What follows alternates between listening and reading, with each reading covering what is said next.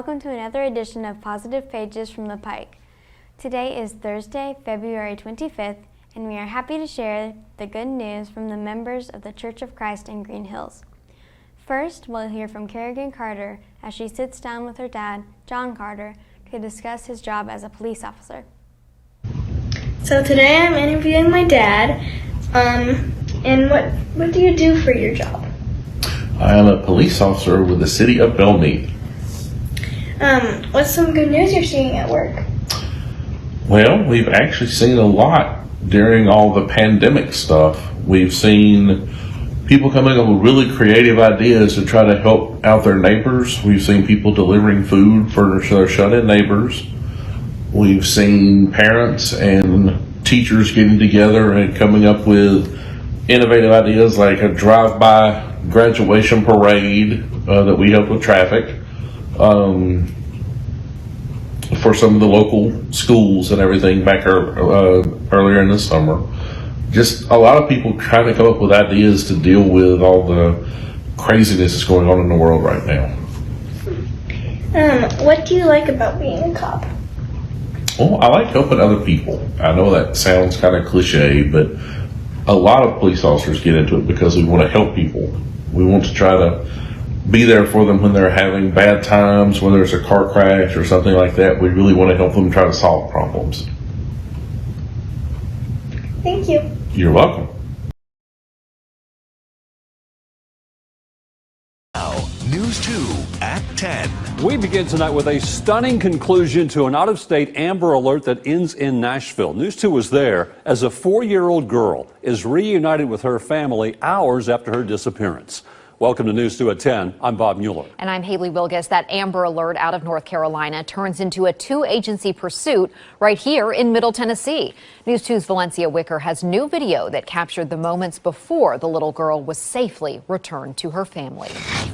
An Amber Alert more than 600 miles away ended up being a rescue mission for Belmead Police. We got a call from the detective's office down in Brunswick County, North Carolina, that they had a citizen who was following an Amber Alert vehicle from there that was here. 4-year-old Aubrey McFarland was reported missing by her mom Wednesday morning.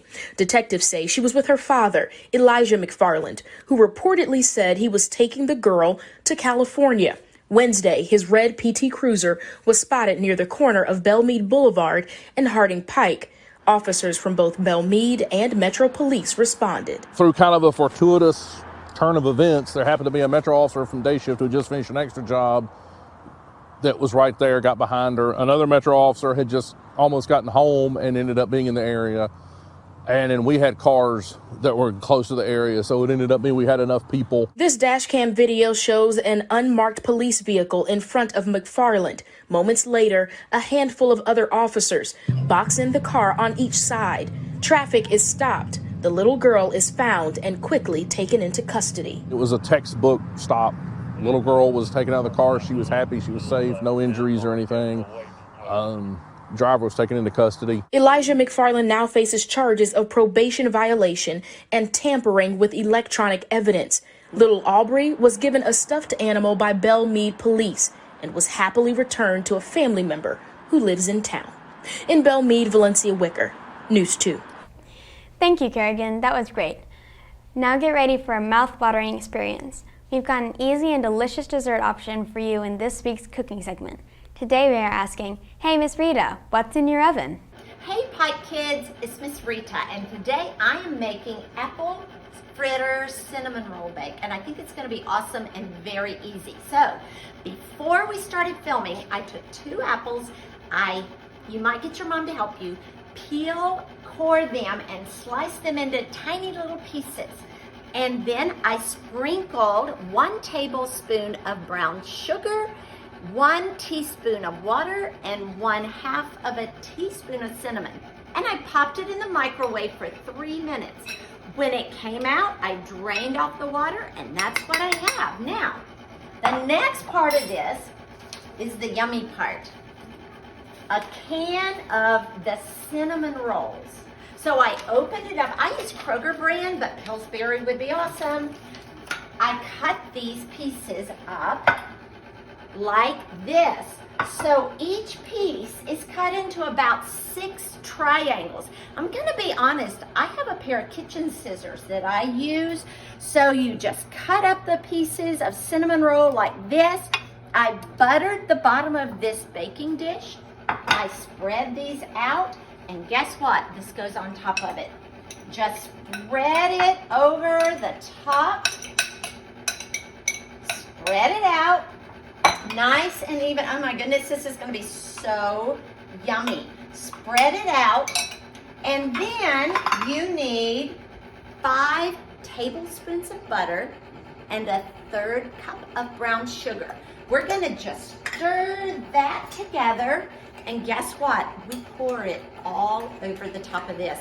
Isn't this awesome? In a minute, we're going to be putting this into a 350-degree oven for about 25 to 30 minutes. So I'm going to, oh my goodness, this looks so good. I'm going to pour it all over the top. And you know what I'm going to do with this? Today is Chuck Hamer's birthday. And Chuck Hamer lives next door to me. So he is going to get this as a birthday surprise. Right now, Chuck is asleep because he works at night at Vanderbilt Hospital. When he wakes up, he will have an apple fritter cinnamon roll baked. Now, this is getting ready to go into the oven just like this. The only thing that's left to do is to take, this is the icing that came in the can.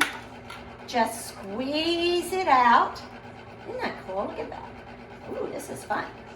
All right, squeeze that out, and then it says you can add milk, a little bit of milk or a little bit of cream, but I'm going to tell you that I choose to add this International Delight Caramel Macchiato Creamer. I'm going to add a little bit in there, stir it up, and when this is done from the oven, you drizzle this all over the top. Happy birthday, Chuck. You guys have a great day. Bye, Pike Kids.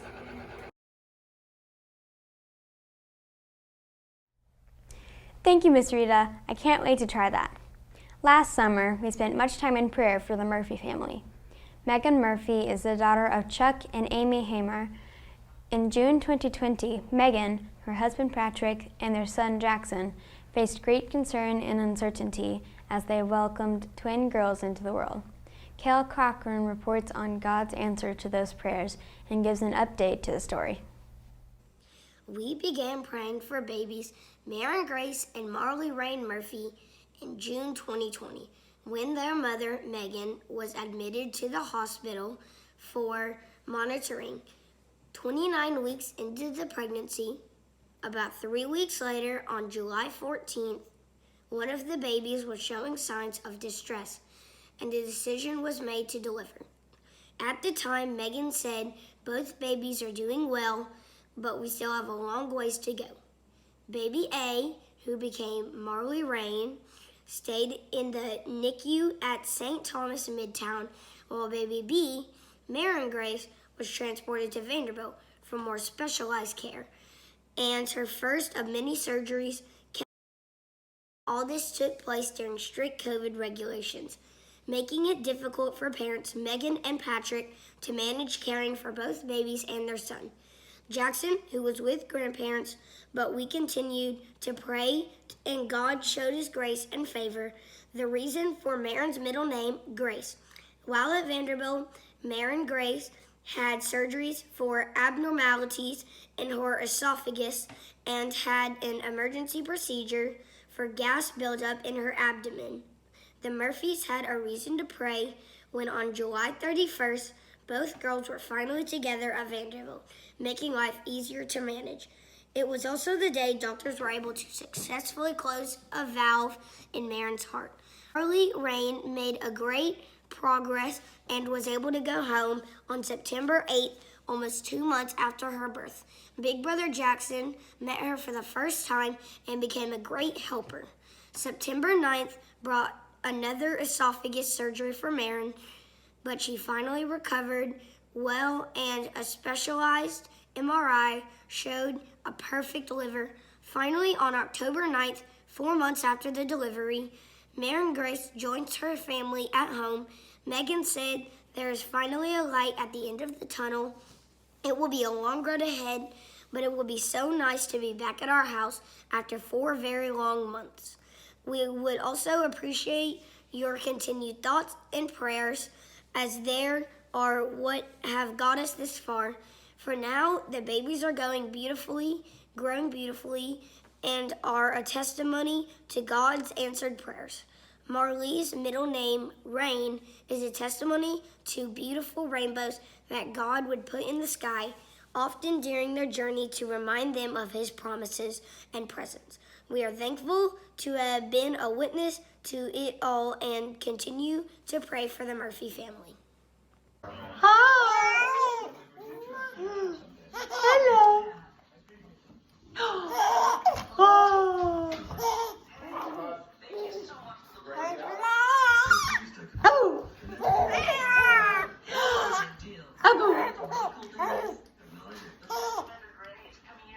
Boo.